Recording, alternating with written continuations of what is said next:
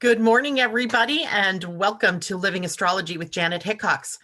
Grab your cup of coffee or your tea, sit back, and let's chat about what is happening in the stars above. Happy Monday, everybody. I hope you all had a fabulous weekend. For those of us in the United States, it was a 4th of July weekend. How did you spend your time?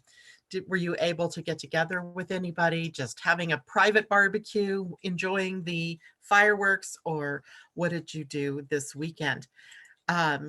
Welcoming today the Oneness Talk Radio people who might be tuning in for the second show that I have been doing on this particular platform. So I would like to welcome all of you. And it's always good to see new people. And it's also really good to be back with my regulars. And I'm hoping I'm broadcasting. I can't tell for sure, but that's usually the case. Usually something pops up that shows me I'm live and that there I am. Okay, I am here. So good morning, everybody. It's great to see you all.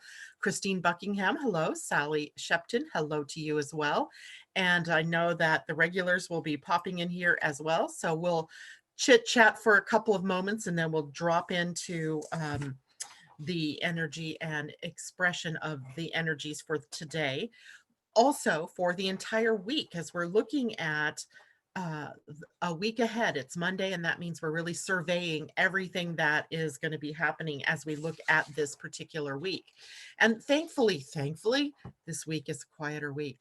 It doesn't mean that there isn't anything going on, and there is, but it means that we have already come through that full moon lunar eclipse portal, the third of 3 for us this summer. We are done with that, at least no new energy in that way until we get into December, and November and December. And then you should be feeling, like me, I feel a little bit lighter, as in finally, like those 3 gateways that we were being pushed through over the course of June and into the first week of July here have passed us by. I'm feeling more optimistic and a little more ready with maybe some new tools in my tool belt to move through whatever the second half of 2020 has in store for us. And that's a good thing, right? Because it's been we're flying by the seat of our pants in some cases. Now I actually feel a little more like there's a plan, that maybe even the plan is being revealed moment by moment and I can just settle into that. So hopefully you guys are feeling that too. And I didn't even really pick that feeling up until yesterday, actually, I think, because the first day of the eclipse, it was the 4th of July for us on the West Coast when this happened. I remember I was driving home late that evening watching the moon as it emerged out of the clouds of smoke, in the air, and not being able to tell for sure, is that the eclipse or is that just clouds going over the face of it? It was really kind of interesting, beautiful, and interesting at the same time.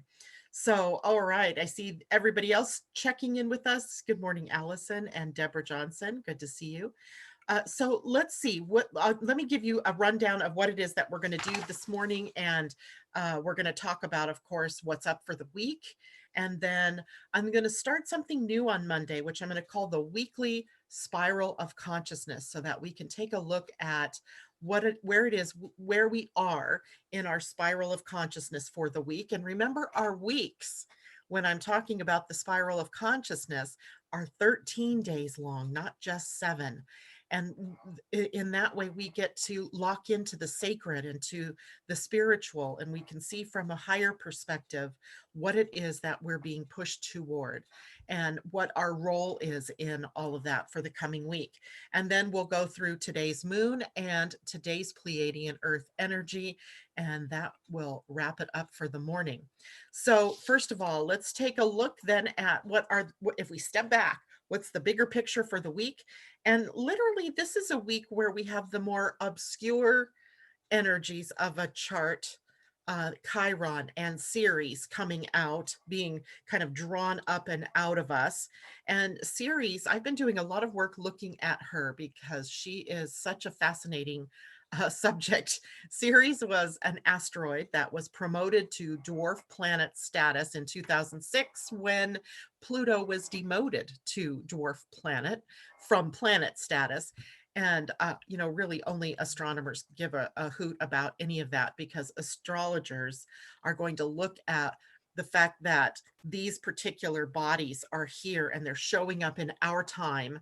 And that means that they're on our map of our lives, our soul purpose, our life purpose. And so it has meaning no matter what status you give it, right?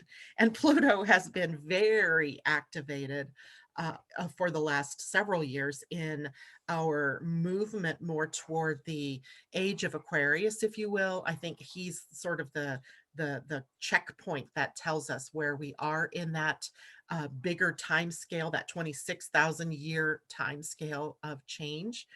And this week, when we look at Ceres, I wonder sometimes if she isn't sort of the cohort to Pluto, right? Remember, in mythology, Ceres is the mother goddess. She always carries a sheaf of wheat with her, and her daughter, Proserpina in Roman mythology, and uh, what is her name? Persephone in Greek mythology, is taken to the underworld and eventually marries Hades or Pluto.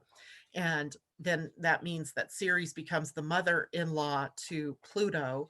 And then there's the whole, she's very upset and wounded, and she causes the earth to go into darkness or to become barren.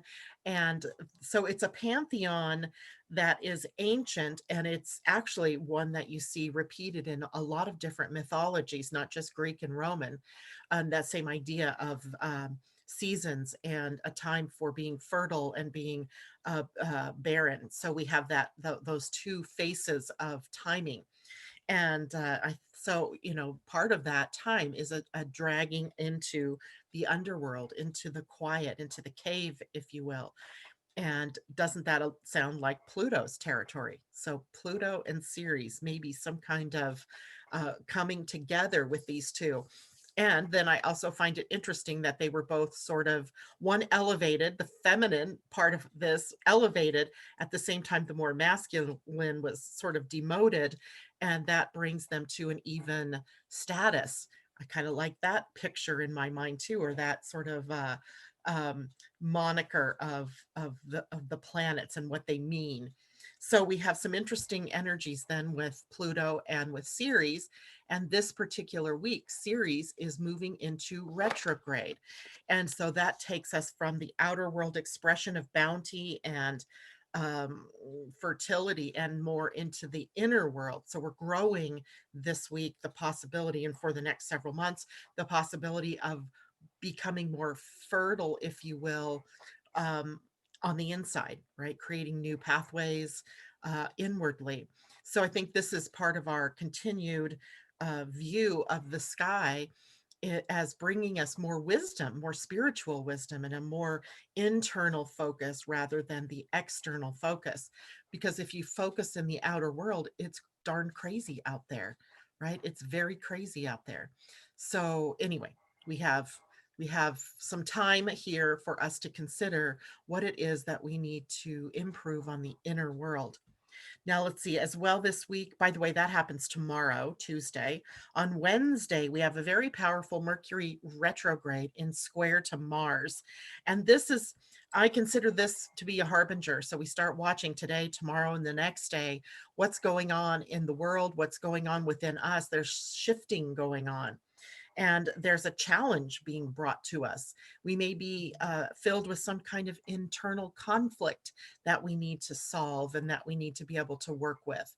So we have a lot of potential here for some conflict, but also for some dynamic movement forward with our minds, in how we speak, and in what we do in our daily life. Now, that's one of two, by the way, passes that Mercury will make this month, as the first one is on Wednesday the 8th. The next one is on, I believe it is July 27th. So this one is with Mercury in retrograde. The next one, Mercury will be in forward motion. Saturday, Chiron, our wounded healer, comes into retrograde. Now you have to know these planets that have their orbits pretty far out there, which Ceres does and Chiron does. Uranus, Neptune, Pluto, all of them pretty far away from the Earth. So they spend a good deal of the year in retrograde. So on some level, it's not like this big noticeable change that happens in the energies, like when Mercury turns retrograde or Venus or Mars.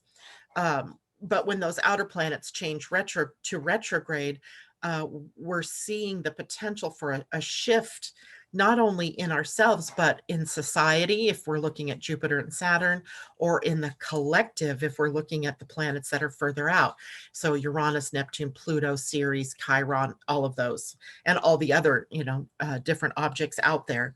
So we have an internal shift where we're coming more into the introverted, the view from spirit perhaps, and looking through new eyes at the potential for healing then with Chiron.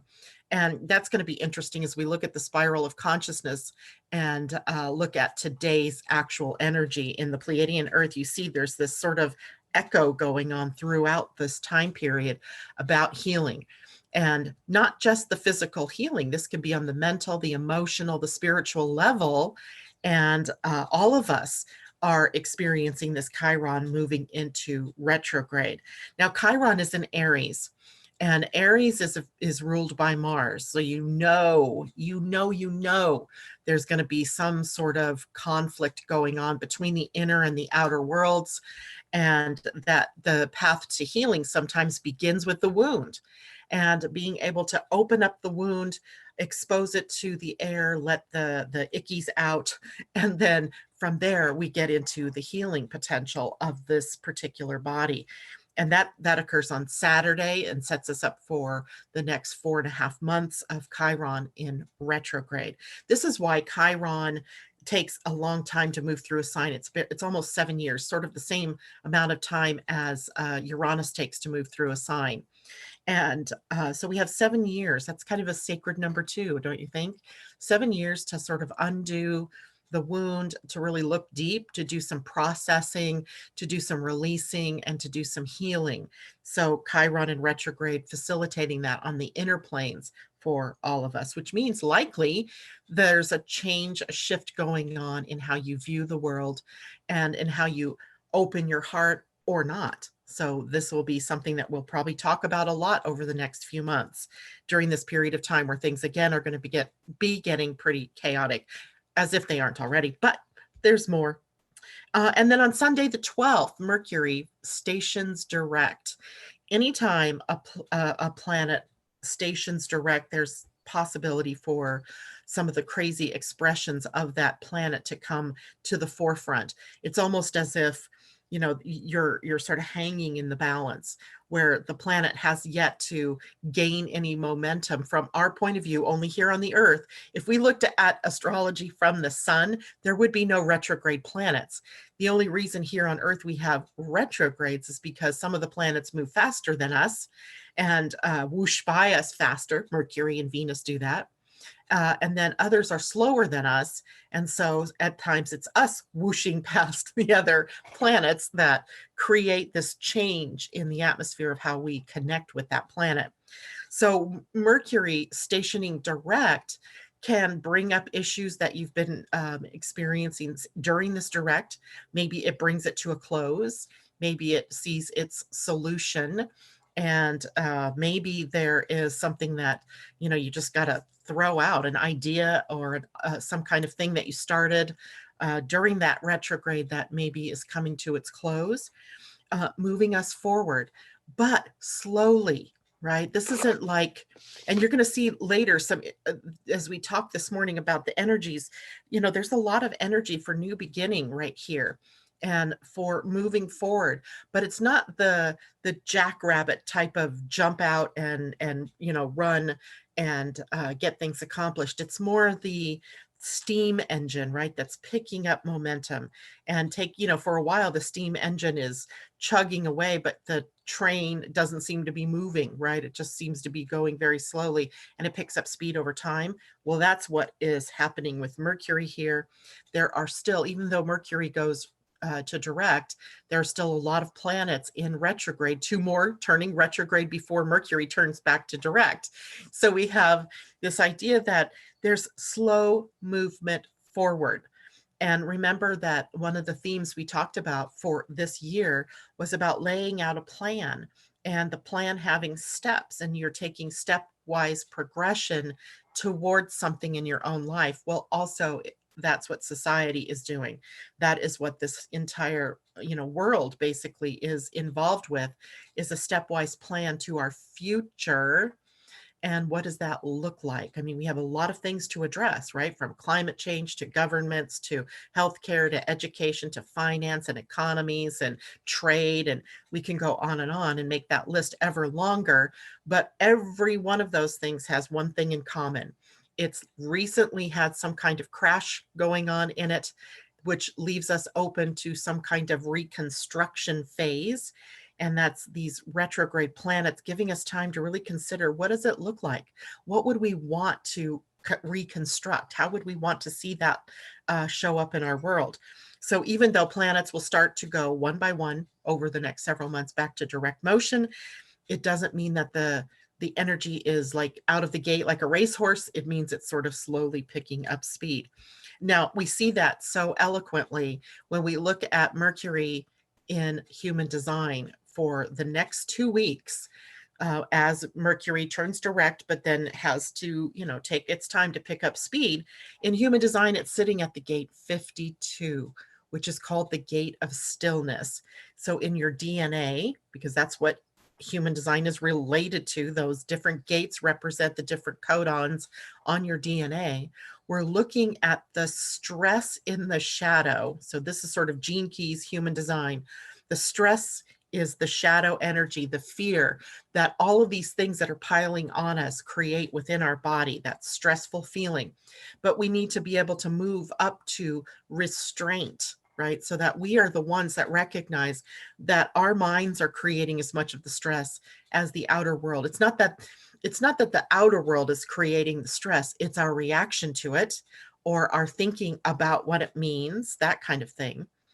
And we have this opportunity then for the next 2 weeks to come into a still point, to come to a place of balance, to be able to, have that stillness in our mind.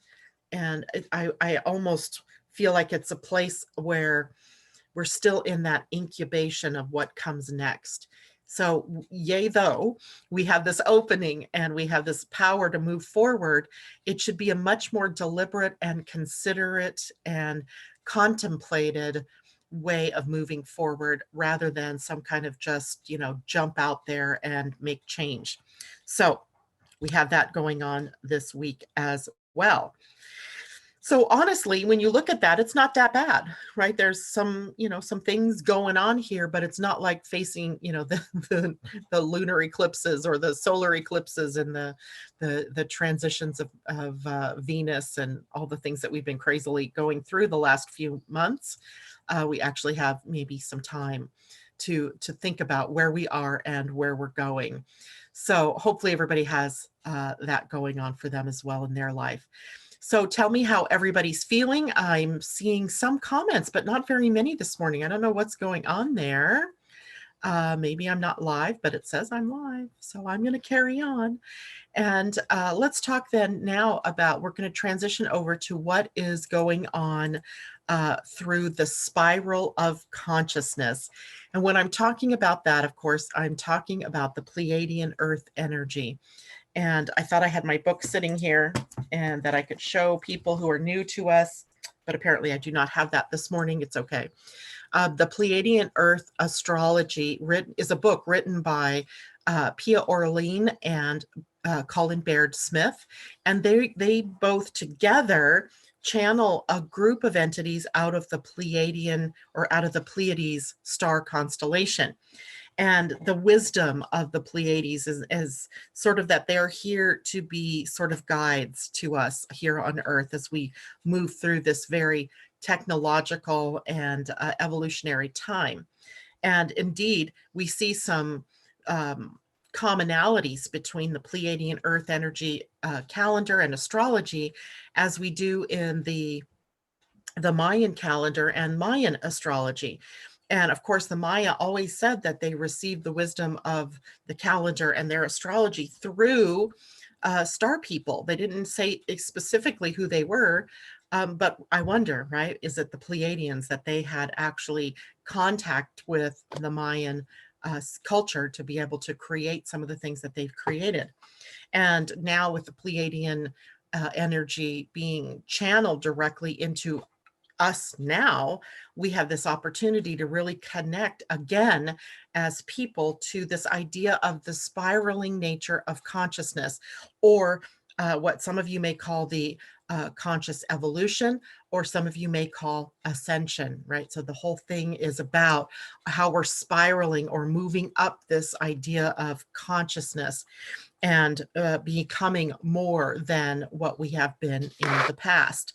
So when we look then at the spiraling consciousness from the week to week, there is, first of all, an elongated week. A Pleiadian Earth energy week is 13 days, right? So it's a sacred number, 13.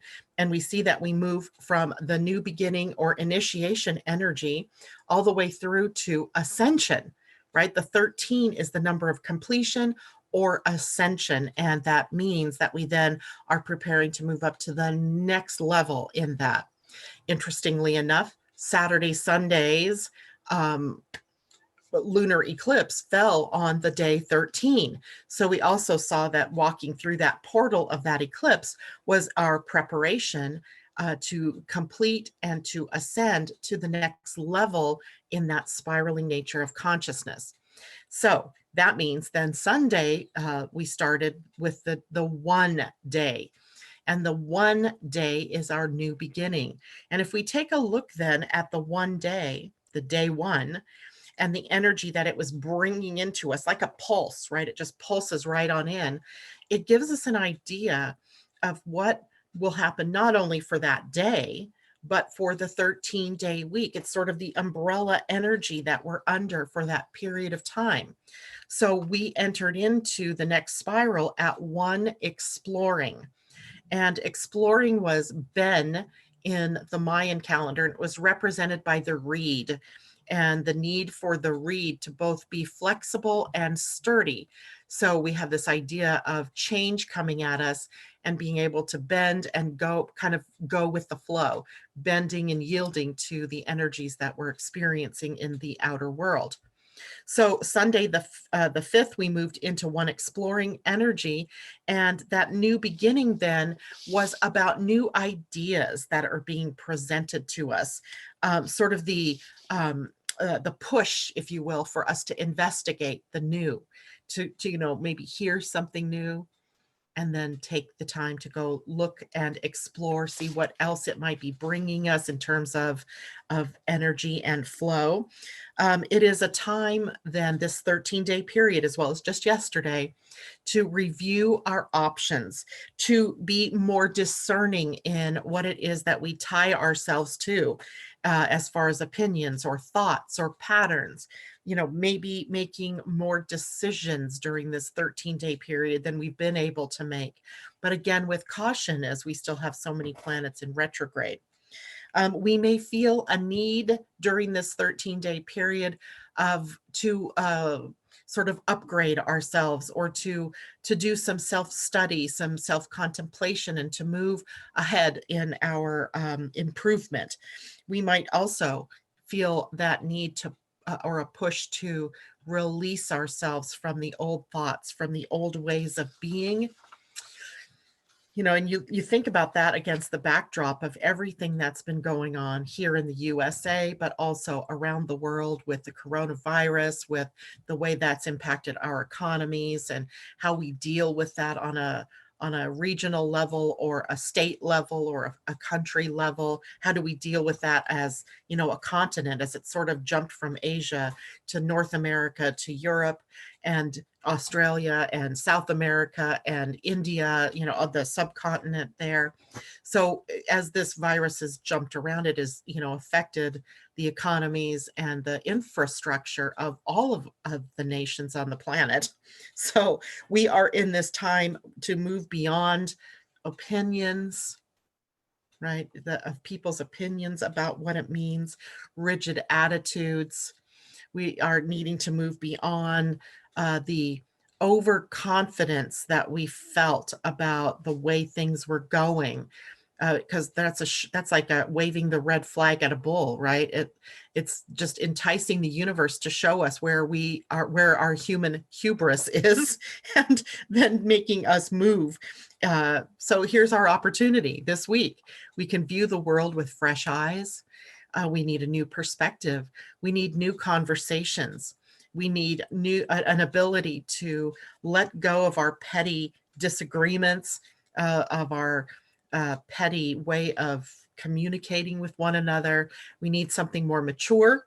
We need something more open-hearted. And that is exactly what we can work on a week like this, starting yesterday and moving through the next 12 days, including today, even though today adds another little element of that energy to us. So it's our time to move into the unknown, to create with new eyes, with fresh perceptions, with a new heart. And if we can do that, then at the end of this spiral, as we begin to, move into the next evolutionary impulse, we take that newfound freedom or that newfound awareness with us into the next level. So it's like, playing video games, right? If you're a video gamer and you get to the end of a level and you have to fight the monster or the boss or whatever they call them to be able to move up, well, that's what we're in the process of. We are moving on up. And there's also some interesting connections then this week to the human design part of our template, as the sun and earth are both at the gate 53 and 54. 53 is the gate of new beginnings. 54 is the gate of drive and ambition. It pushes us out on our hero's journey or our quest for truth. And then we also have Mars this week sitting at the gate 17, which is up in the Ajna center. It's the gate of opinions.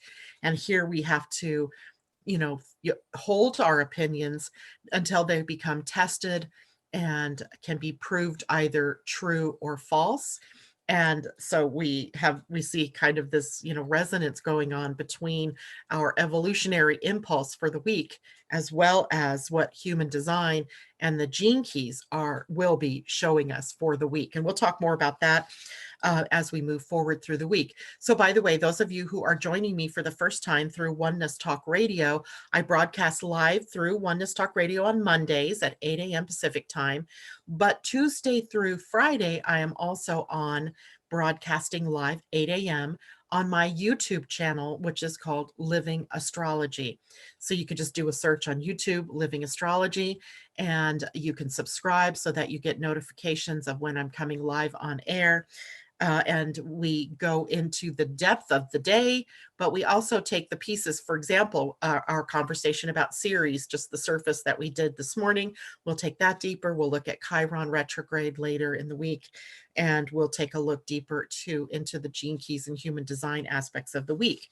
So if you want to join me there, you just pop on over to YouTube, Living Astrology, Tuesday through Friday.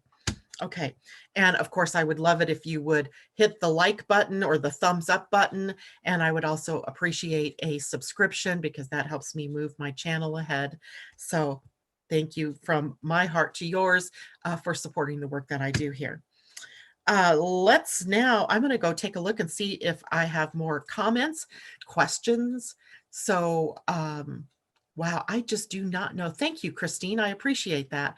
I don't know what's going on in the chat today, but, let me know if you're hearing me. Let me know that, how your weekend went, what questions you might have. And thank you very much, Christine. I so appreciate that.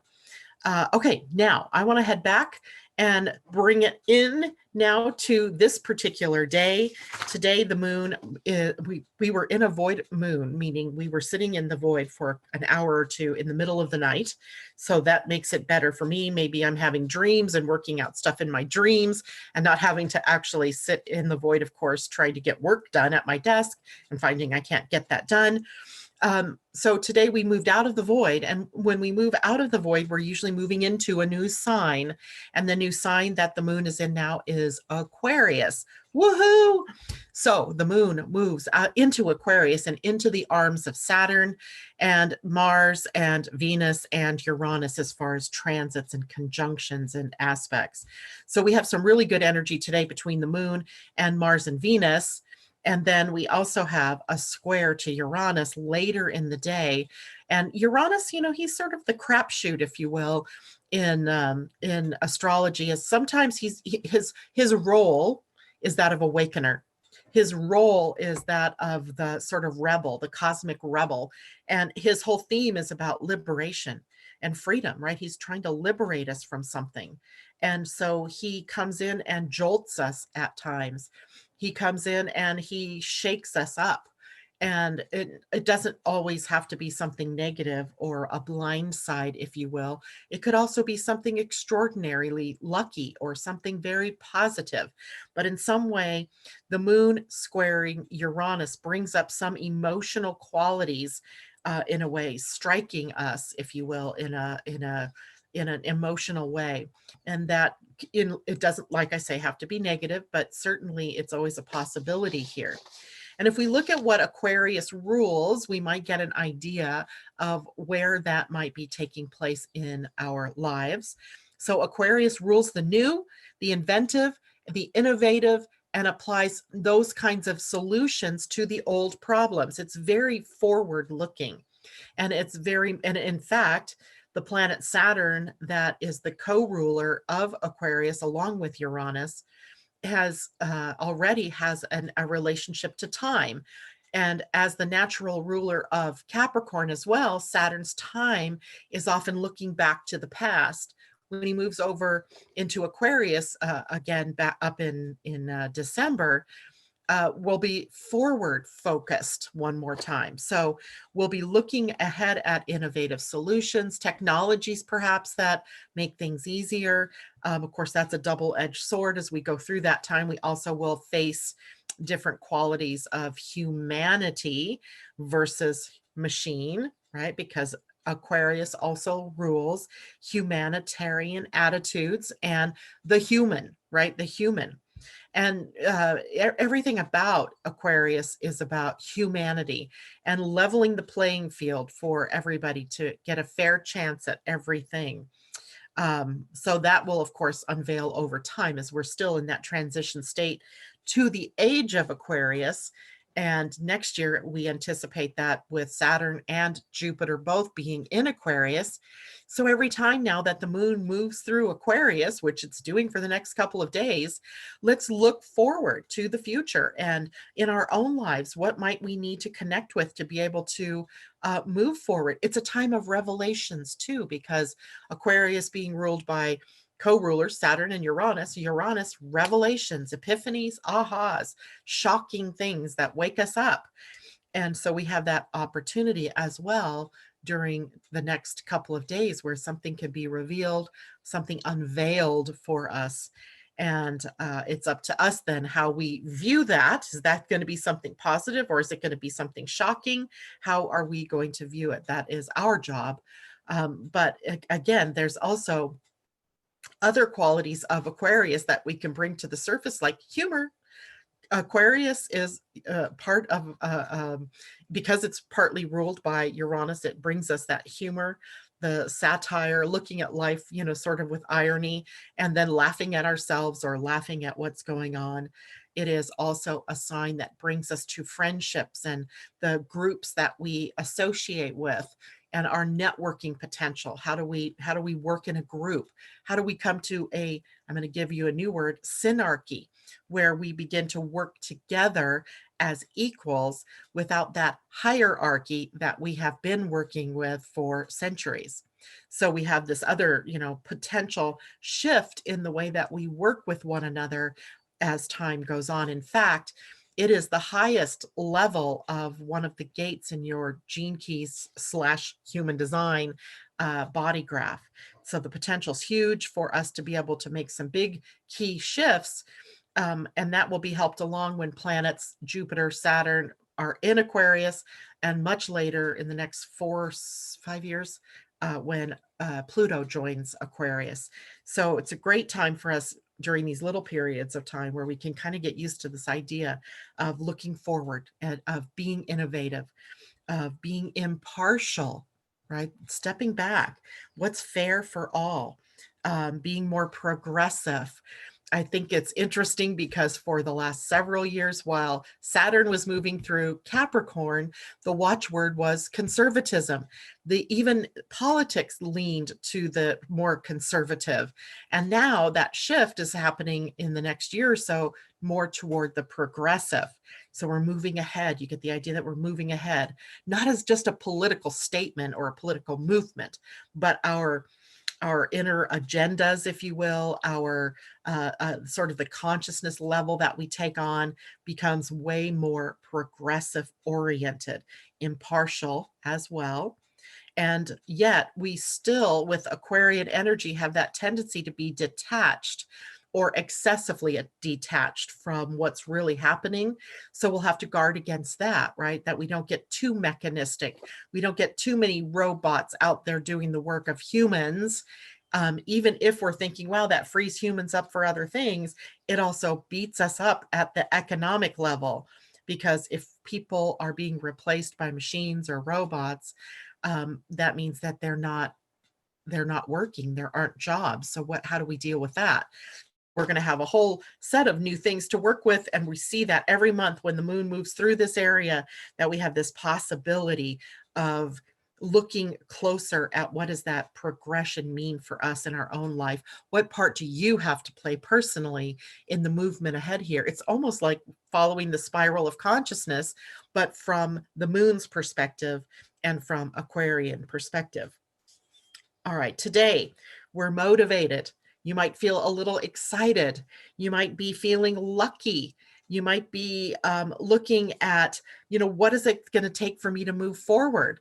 Because the moon in Aquarius, like I said, has got that forward look. So, but things are more optimistic here in this particular sign. However, we still have many planets in retrograde, and that slows things down. So it's our opportunity today in the next few days to be deliberate, to be goal oriented, or to be able to take one step. You don't walk all over the place, right? You walk with one foot in front of the other, and the next step, and then the next step. And that literally is what we're working on right now. So be patient. Don't be impulsive. Today's not the day for that kind of energy, but it is time to walk your walk and to talk your talk. And that does open up some pathways then for forward momentum. All right. Again, let's take a look, see if there are questions, anybody having any things they want to talk about. Good. Thank you very much, Deborah and Christine, for letting me know. Pawan Sood, namaste to you as well. Deborah, moving ahead with and for the best interest of living creatures. Right. Now that brings me to another interesting thing about Aquarian energy is very, like I said, oriented toward the human. It's very humanistic, humane, humanitarian, altruistic, that type of thing. And often that pits us against what's good for the planet. So we'll also be working through issues around what's good for the planet. Because sometimes what's good for humanity isn't really very good for the planet itself, right? When we think about using up the resources on the planet, it might be good for humans because it gets us more progress in a certain area or keeps the engines running. But if you're using up the resource and you're taking that resource from the earth, and the consequences through pollution or possible spills and things like that, it's that progress, that human versus the planet. So we're going to have to be very conscious and conscientious about what progress really means and what is the cost, the true cost of progress on the planet during this period of time. Okay. Let's take a look at today's Pleiadian Earth energy. Today is 2 healing. And healing in the Mayan calendar was Ish, and Ish was a representation of the jaguar. So also the priest or the spiritual leader. And there's something very sacred and spiritual about the day of Ish, or the day of healing. And the way this particular calendar works and the astrology works, there is a universal energy of the day. So that is represented by a number. And the number, of course, has a frequency and it has an energy associated with it. So the energy of the one yesterday was about new beginnings and initiation energy. The two is about duality and the opportunity as one splits into two for us to see viewpoints other than just our own. If you think about your own entry into the world, you come with a set of focuses, you come with a set of opinions, with ideas, with experiences from previous lifetimes all housed within you that you will then look at through a lens, if you will, to see how the world looks.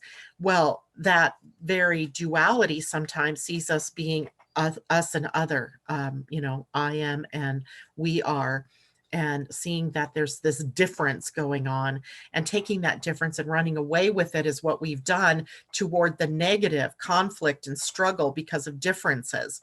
The opportunity on a day like today is to take duality and value the differences, right? To be able to see how all of that builds on this great tapestry of different qualities and characteristics of the human population.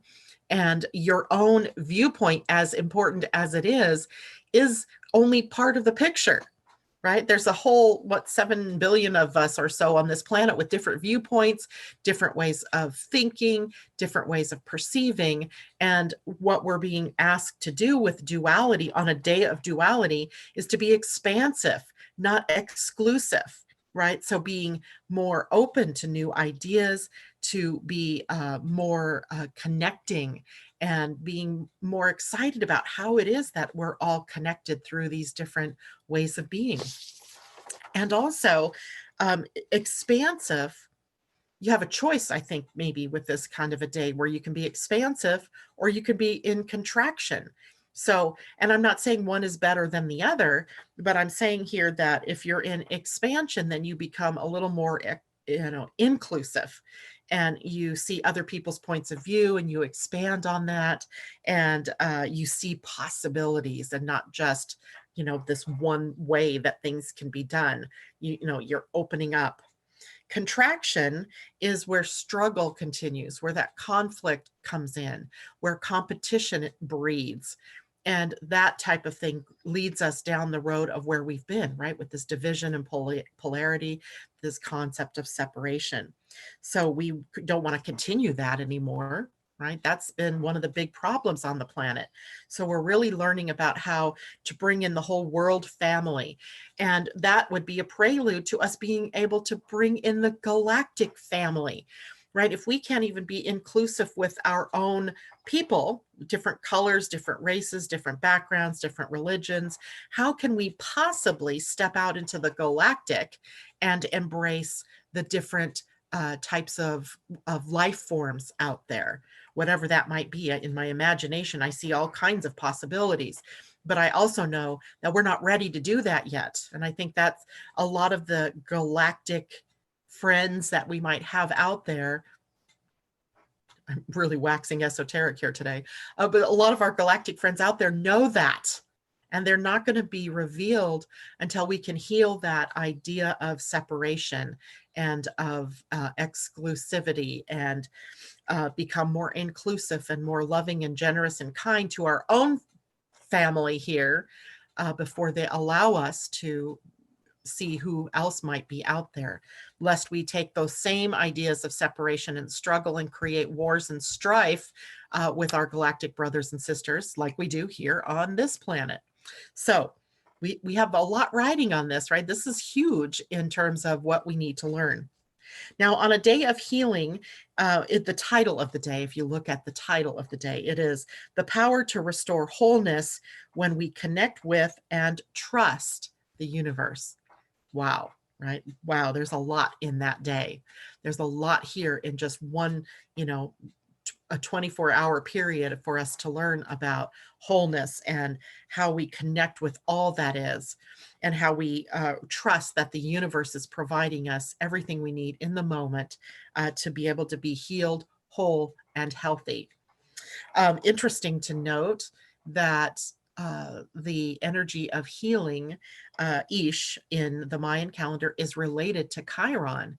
And the theme of Chiron, of course, is about this idea of healing through the wound, right? Whatever the wound is. And we've all come with a Chiron in our chart. And that chart placement tells us, you know, the nature of the wound.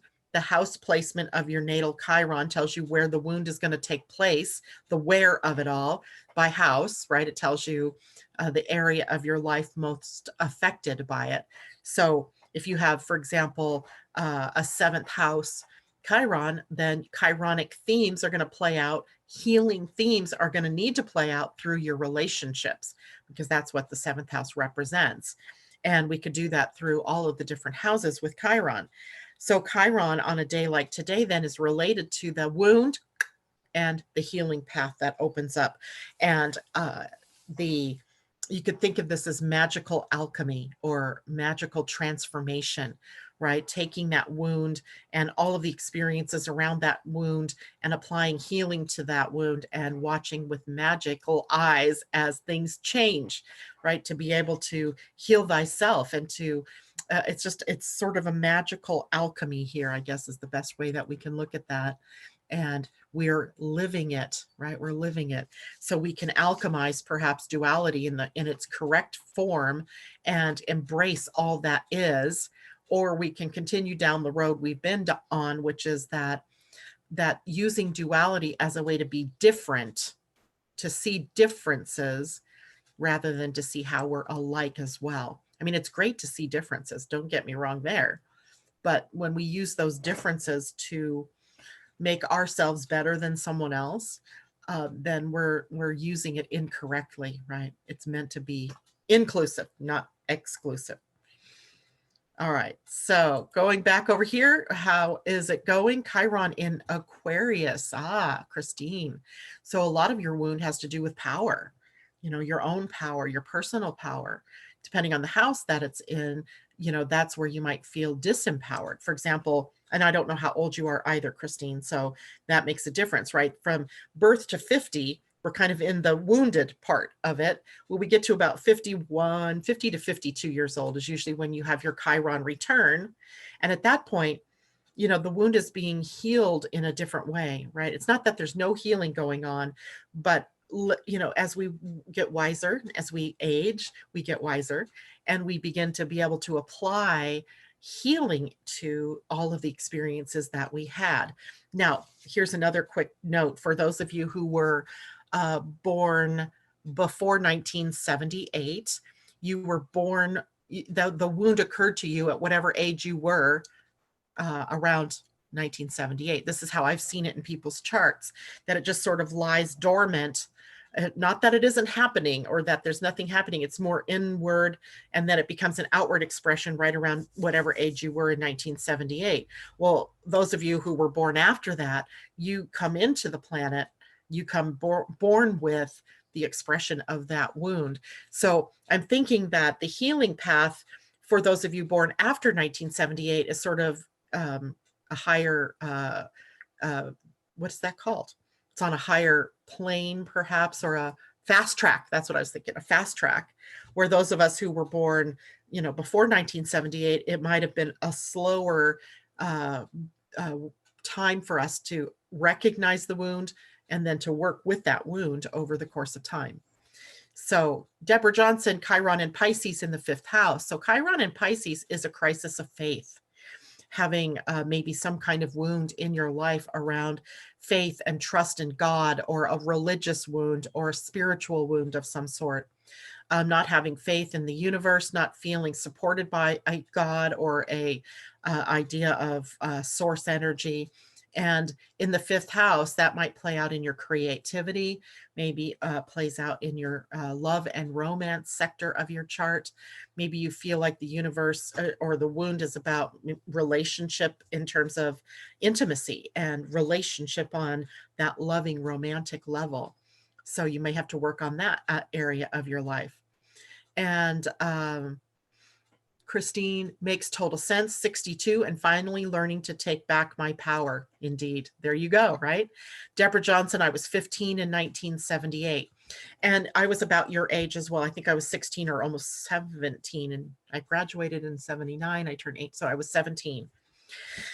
And I also then have my Chiron in Pisces, and I know exactly what happened to me at that point in time. My little sister had verged off into this cult-like religion, and both of us had grown up Lutheran, and by choice we chose to go to that particular church and learn that particular religion at that time.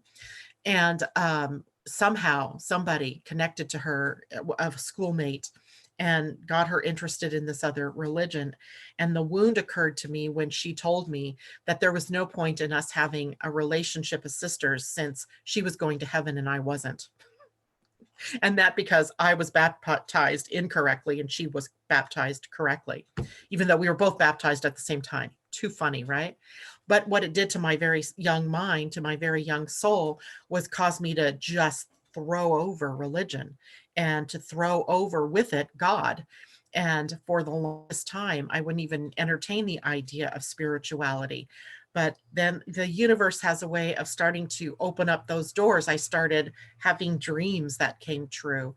I had a very powerful angel experience around my mother's death, and on until finally, when I got to be around, 40, 41, some very magical things happened and changed my world to the more metaphysical. And I have come through that healing journey. So you can see it's going to be different for all of you, but it stems from something. Right? It stems from something. And then you're moving through that over the course of time. So Christine, oh no, that's sad. Have heard that story from others too. Yeah. And the good news though, is that since in the healing of it, my sister and I have also sort of healed that in some way into a tolerability, right?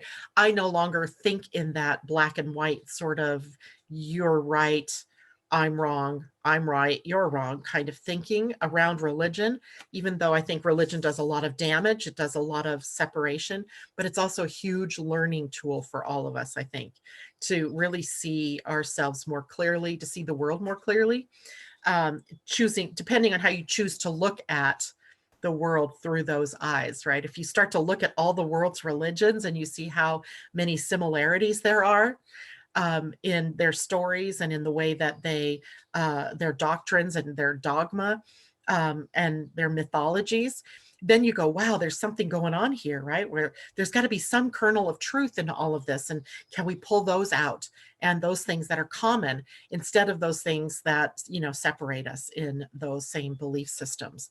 So it's an interesting path. Chiron is so very interesting. And it's an alternative healing path. So it also begs for us to come to our own healing, our own ability to process our own stuff, to really be your own best friend and to work through your own issues rather than throwing them out there at everybody in the world and blaming and shaming and being victimized or being the victimizer, and to grow up, right? It's our time to grow up. So yes, we agree to disagree. Isn't that great? And, in agreeing to disagree, we don't really even have to think about the disagreement. We just maybe validate the differences, right? Yes. Wow. That's unique. That's a unique trait of that particular person or that religion. And here's a unique trait of this one, and valuing it all. And that's a huge shift that's going on within us. In our human energy template. And, I don't want people to think that people who are still like that are wrong. It's not that they aren't or are wrong. It's that we have been, how do I put this? Our consciousness level has been about survival. And one of the ways that we have survived is by recognizing other and the threat that other might pose.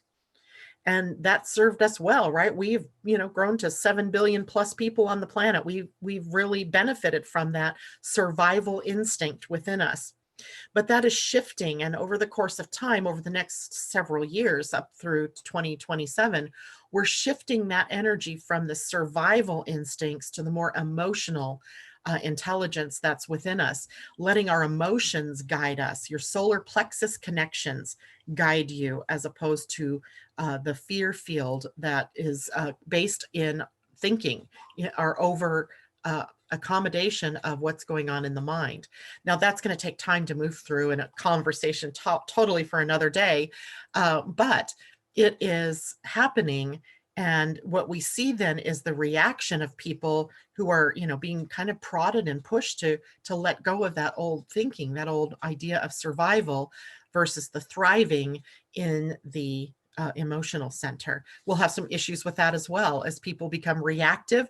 You'll note that people have become very reactive, right? A lot of and I'm not against protests or demonstrations. I'm not against, any of that kind of thing, but you can see the emotional reaction that happens in the process of really expressing that emotion, from the backlash from people who don't, want protests around that issue.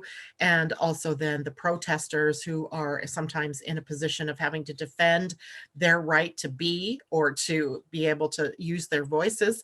So we see the emotion that's generated in there as also a call for this evolution that will happen, where we become more emotionally intelligent. So there we go. All right. Well, it has been fun hanging out with you all today. Tomorrow we will talk about the Ceres retrograde more. I really am enjoying kind of looking at what Ceres means in a chart. So maybe we'll take a look at a few charts and see what Ceres means for each of you.